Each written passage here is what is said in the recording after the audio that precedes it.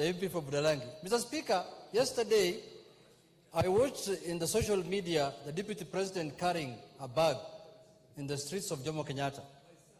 What struck me, Mr. Speaker, in that episode, as somebody who has traveled a lot, is the kind of bag the Deputy President was carrying. That one really struck me. That the kind of bag is not for the Deputy President. That bag is for something else. Another thing that struck me in that episode is what was the content of that bag, because the Deputy President could not even give it to his bodyguard. He had to hold it himself in person, Mr. Speaker. What could have contained in that bag, Mr. Speaker? I don't know whether a committee of this parliament can get to know for us. What is the content of that bag that you cannot even trust with Ngunjiri Wambugu was behind him, that he held for me this bag, Mr. Speaker? I don't know whether Mr. Speaker, those are the two things that struck me in yesterday's episode politically. But having said that, Mr. Speaker, why are we discussing this matter here?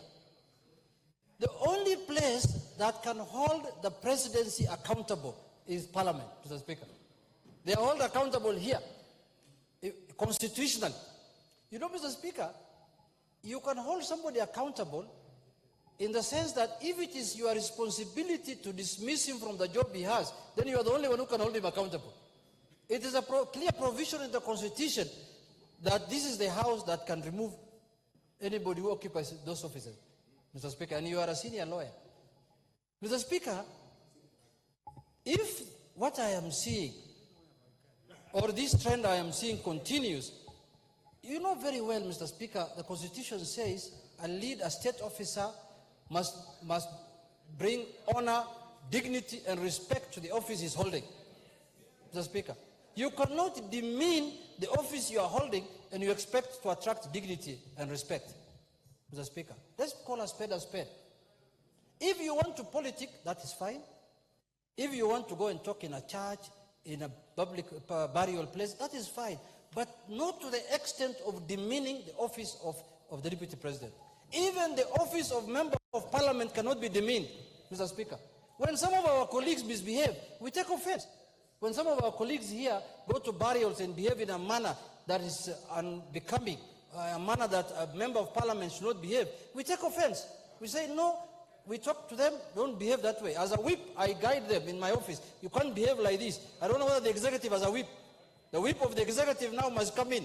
I don't know whether it is the majority leader who is the whip of the executive. But a majority leader, if somebody is not interested in any job, there are Kenyans who are interested in that job. Why don't you do something? We are here to execute it. There are many Kenyans who can perform. Men and women. And many Kenyans, men and women of high standard and caliber, including, no, I don't qualify because I'm not from Kenya Kwanza.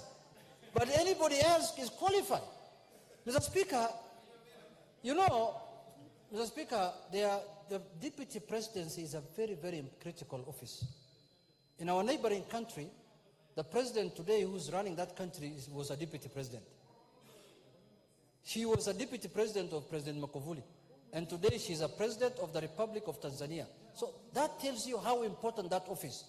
That is not the kind of office that can be occupied by somebody who's pulling a trolley in the corridors of Jomo Kenyatta Airport.